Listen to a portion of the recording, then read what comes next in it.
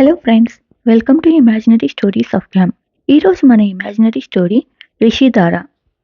Rishi and Vasu ఇద్దరు engineering కాలేజీలో join అవుతారు. రిషి ఈసీఈలో జాయిన్ అవుతాడు. అలాగే వసు సిఎస్సిలో జాయిన్ అవుతుంది.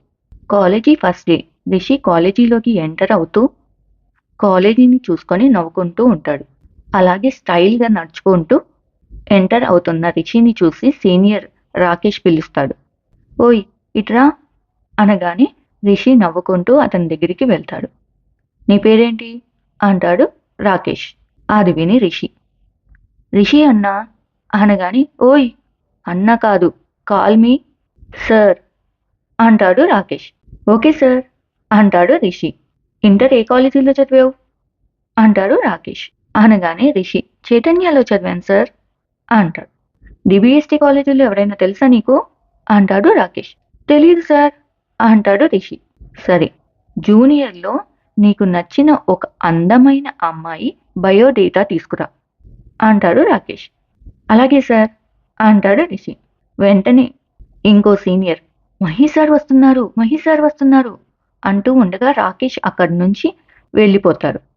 రిషి మహేష్ సార్ కారు వెనక చూసి నవ్వుకుంటూ కార్ దగ్గరికి వెళ్తాడు. మహేష్ సార్ కార్ దిగి ఏ నానా ఎలా ఉంది కాలేజ్ అంటాడు. బాగుంది డాడ్, కానీ నేను మీ కొడుకునని మాత్రం ఎవరికీ చెప్పొద్దు అంటాడు. సరే నానా, అమ్మకి కూడా చెప్పండి అంటాడు. ఆల్రెడీ చెప్పాను, నువ్వు చెప్పావు, మీ అమ్మ కూడా చెప్పదు సరేనా అంటాడు. సరే డాడ్, నాకు క్లాస్కి టైం అవుతుంది అని క్లాస్కి వెళ్తుంటే ఒక అందమైన అమ్మాయి కనిపిస్తుంది. ఆ అమ్మాయి సిఎస్సికి వెళ్తుంది. ఆమెను చూసుకుంటూ రిషి తన క్లాస్కి వెళ్తాడు. ఈవినింగ్ కాలేజీ అయినాక రిషి తన బైక్ దగ్గర నుంచొని ఫ్రెండ్తో మాట్లాడుతూ ఉండగా ఆ అమ్మాయి అక్కడికి వస్తూ ఉంటది. హే జూనియరా నువ్వు అనగానే ఆ అమ్మాయి హా సార్ అంటది, రిషిని సీనియర్ అనుకొని. రిషి సీరియస్గా నీ పేరేంటి అనగానే ఆ అమ్మాయి వసుధరా సార్ అంటది. ఇంతకుముందు ఏ కాలేజీలో చదివావు అనగానే వసు నారాయణ సార్ అంటది. ఎవరైనా ఫ్రెండ్స్ అయ్యారా ఇక్కడ అంటారు. హా పుష్ప అని అంటది వసు. ఓకే, నీది ఆ అమ్మాయిది బయోడేటా రాసి రేపు పొద్దున్నే ఇవ్వు అంటారు. అనగానే వసు సరే సార్ అని భయంగా చూస్తూ వసు వెళ్ళిపోతుంది. రిషి వసుని చూస్తూ రిషి వసు నైస్ నేమ్స్ అనుకుంటూ నవ్వుకుంటూ ఇంటికి వెళ్తాడు. నెక్స్ట్ డే రిషి కాలేజీకి ఎంటర్ అవుతూ ఉండగా రిషి వసును చూస్తాడు.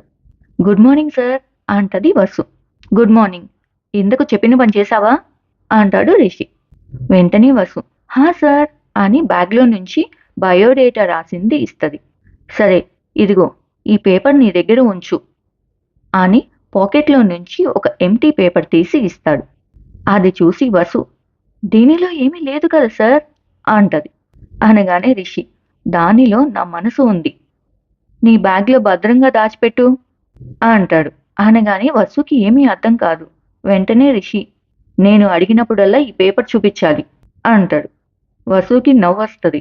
అలాగే సార్ అని వెళ్తుంది. రిషి వసుని చూసి నవ్వుకుంటాడు. రిషి పక్కకి చూడగానే సీనియర్ రాకేష్ ఉంటారు.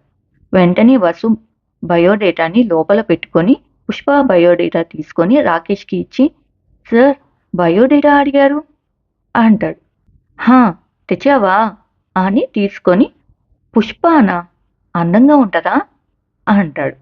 వెంటనే రిషి ఏమో సార్, నాకు మాత్రం ఏమి తెలుసు అనుకుంటూ హా సార్ అంటాడు.